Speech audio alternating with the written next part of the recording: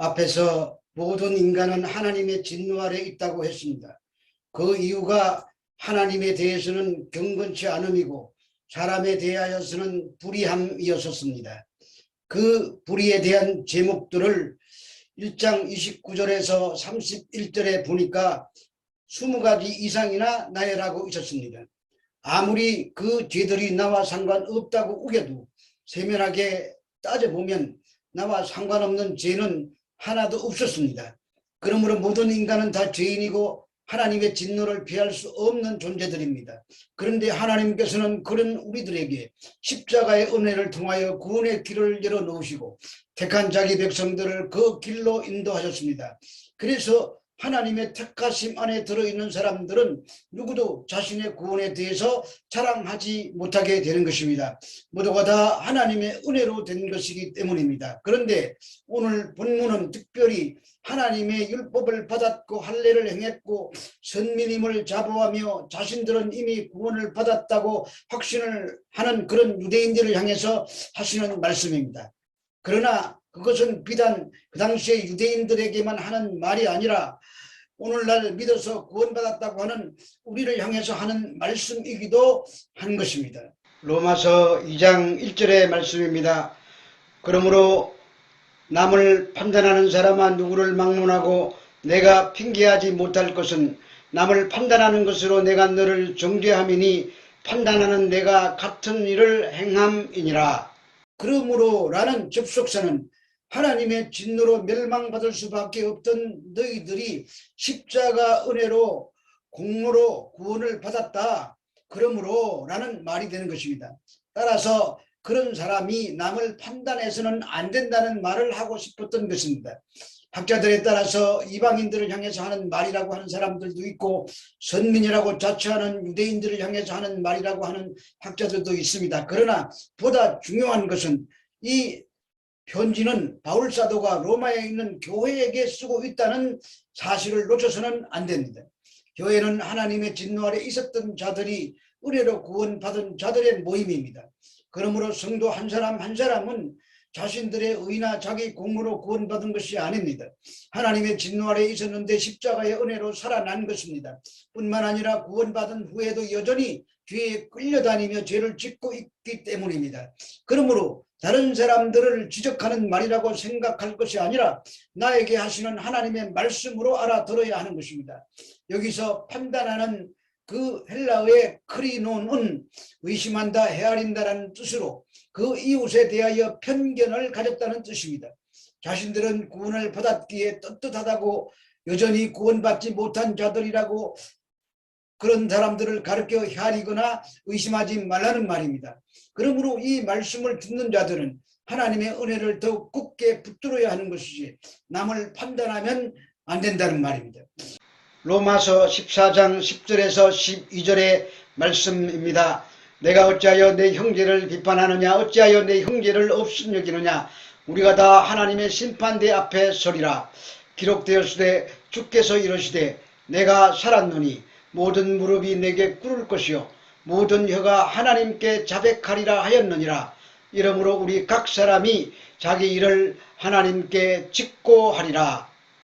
본문도 지적하는 판단의 종류는 달라도 형제를 판단하는 죄에 대해서 지적하고 있습니다. 형제를 비판하고 헤아리는 것이 판단하는 것입니다. 그렇게 판단하는 자들은 최종적으로 다 하나님의 심판대 앞에 서게 될 것입니다. 진정한 심판자는 오직 하나님뿐이십니다. 따라서 각자는 그날에 자기가 행한 대로 직고하며 선악간의 심판을 받을 것이기 때문에 남을 판단하거나 업신여기는 행위를 삼가해야 하는 것입니다. 그래서 좀 더 확실하게 쐐기를 박으려고 구약 성경을 인용하고 있습니다. 주께서 이르시되 내가 살았노니의 헬라어 조 에고 레게이 퀴리오스는 반드시 성취될 중대한 진리를 선언할 때 쓰는 일종의 관용구입니다. 따라서 반드시 심판하시겠다는 의지가 이 관용구 속에 포함되어 있는 것입니다. 모든 사람은 제후 심판 때에 공의를 행하여 구원을 베푸시는 하나님 외에 다른 신이 없음을 무릎을 꿇고 인정해야 합니다. 그리고 각 사람이 자기 일을 하나님께 직고해야 합니다. 중요한 것은 믿음이 있다고 하여 모든 신자가 하나님의 그 최종적인 심판을 면제받는 것이 아니라는 점입니다. 성도라도 선악간에 다 심판을 받게 되어 있습니다. 그래서 자신이 한 일을 자백할 뿐만 아니라 그에 대한 대가도 반드시 지불해야 하는 것입니다. 로마서 2장 2절에서 3절의 말씀입니다. 이런 일을 행하는 자에게 하나님의 심판이 진리대로 되는 줄 우리가 아노라. 이런 일을 행하는 자를 판단하고도 같은 일을 행하는 사람아, 내가 하나님의 심판을 피할 줄로 생각하느냐. 심판은 진리대로 됩니다. 사람의 행위나 외모를 따라 되는 것이 아닙니다.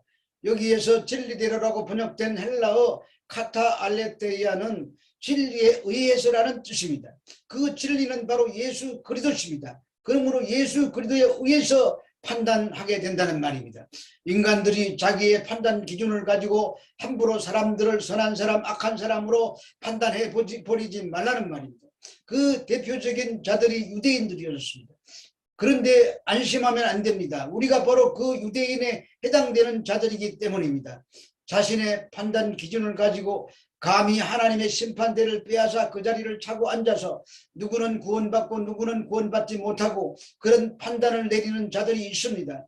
우리입니다. 내가 그랬습니다. 성경에서 예수님께서 바리새인들을 향하여 독사의 자식들이라고 저주하십니다. 그 바리새인들이 오늘날 우리를 가리키는 말입니다. 그들은 2000년 전에 살았던 사람들이고 오늘날은 우리가 이 땅을 살고 있기 때문입니다. 요한복음 8장 31절에서 34절의 말씀입니다. 그러므로 예수께서 자기를 믿은 유대인들에게 이르시되 너희가 내 말에 거하면 참으로 내 제자가 되고 진리를 알지니 진리가 너희를 자유하게 하리라. 그들이 대답하되 우리가 아브라함의 자손이라 남의 종이 된 적이 없거늘 어찌하여 우리가 자유롭게 되리라 하느냐. 예수께서 대답하시되 진실로 진실로 너희에게 이르노니 죄를 범하는 자마다 죄의 종이라. 예수께서 다른 사람은 몰라도 자신들은 분명히 하나님의 백성이라는 자부심으로 살아가던 바리새인들을 가리켜 죄의 종이라고 하십니다. 그러자 바리새인들이 우리가 왜 죄의 종이냐고 따집니다. 그랬더니 주님이 하시는 말씀이 바로 그것이 죄라고 하십니다. 신자들에게 주어지는 자유는 오직 진리에 의해서만 가능하다는 말입니다. 진리가 너희를 자유롭게 하리라는 말을 그들이 이해하지 못했다는 말씀입니다. 그래서 너희는 죄의 종이라고 선언해 버리시는 것입니다. 나는 괜찮은 존재다. 그래서 남을 외모로 육체로 보이는 것으로 판단할 자격이 있는 자다. 이렇게 선악 판단의 주체로서는 그 자체가 죄이며 그런 죄를 짓고 있는 자들이 너희들이므로 너희가 죄의 종이라고 선언해 버리시는 것입니다. 그래서 주님께서 행위가 아닌 믿음으로 선인과 악인을 가르치는 것입니다. 인간의 행위는 하나님 앞에서 아무런 가치를 발휘할 수가 없는 것입니다. 분명히 하나님께서 그렇게 하시는 것입니다. 그럼에도 그러한 행위와 자신의 존재에 대하여 큰 가치를 부여하고 그것들을 근거로 사람들을 이리저리 편가르는 것은 하나님의 자리에 앉아서 판단하는 마귀의 행사와 똑같은 행위가 되는 것입니다. 그래서 본문 1절에 남을 판단하는 것으로 내가 너를 정죄한다는 말씀으로 끝을 맺고 있는 것입니다. 남을 판단하는 행위 그 자체가 정확하게 스스로 자신을 죄 있는 자로 인정해 버리는 행위라는 말입니다. 로마서 2장 4절의 말씀입니다. 혹 내가 하나님의 인자하심이 너를 인도하여 회개하게 하심을 알지 못하여 그의 인자하심과 용납하심과 길이 참으심이 풍성함을 멸시하느냐. 너는 어떻게 성도가 됐느냐를 묻고 있습니다. 넌 내가 훌륭한 행위를 내어놓아 구원 얻은 것이라고 생각해? 너도 하나님의 인자하심에 의해서 회개의 자리로 간 것이 아니니? 그런데 그런 내가 누구의 행위를 가지고 선하다 악하다 가망없다 등등의 판단을 한다는 말이냐? 그것은 하나님의 은혜를 멸시하는 행위가 아니냐? 이것이 4절 아래 담긴 메시지의 핵심 내용입니다. 그리고는 5절에서 그렇게 계속 제 잘난 맛에 사는 자들은 절대 천국에 못 간다고 확인 도장을 찍어버렸습니다. 로마서 2장 5절의 말씀입니다. 다만 내 고집과 회개하지 아니하는 마음을 따라 진노의 날 곧 하나님의 의로우신 심판이 나타나는 그날에 이 말 진노를 내게 쌓는도다. 바꾸어 말하면 구원받은 성도는 끝까지 그렇게 인간의 가치와 자기 자신의 가능성을 근거로 사람을 판단하거나 중재하는 자로 살 수 없도록 되어 있다는 말인 것입니다. 그것은 회개하지 않는 자들의 삶이라는 말입니다. 회개는 하나님의 인도하심이라는 강력한 힘에 의해 끌려오는 인간 측에서의 수동적인 반응입니다. 절대로 인간 스스로의 노력으로 만들어낼 수 없는 것이 회개입니다. 회개는 반드시 믿음을 동반하게 되는데 이 성도의 믿음 또한 하나님께서 일방적으로 주시는 것이지 성도 안에서 생산되는 것이 아닙니다. 그래서 히브리서 기자가 예수님을 믿음의 주요 온전케 하시는 이라고 말씀하신 것입니다. 그렇다면 회개도 그렇고 믿음도 그렇게 어떤 것도 성도 측에서 촉발된 것은 하나도 없는 것입니다. 그런데 그렇게 구원 얻은 자들이 누구를 가르쳐 선하다 악하다 판단하고 정죄를 해서는 안 된다는 말입니다. 구원이라는 것은 저마다 나라는 주인공을 무대 위로 올려 스포트라이트를 받고 싶어하는 그런 자들이 그 지역에서 하나님의 은혜만을 찬송하며 사는 그 지역으로 건너가는 것을 말하는 것입니다. 그래서 그러한 하나님의 나라에서는 나라는 존재를 기준으로 하여 선과 악, 좋고 나쁨을 가리는 일이 일어나서는 안 되는 것입니다.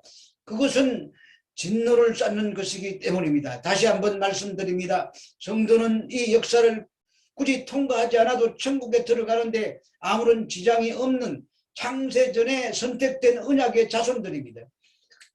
그럼에도 이 역사를 통과해야 하는 이유는 이 역사에 드러난 하나님의 영광과 능력을 올바로 직시하고 하나님의 영광과 능력과 은혜를 찬송하는 자가 되도록 하기 위함인 것입니다.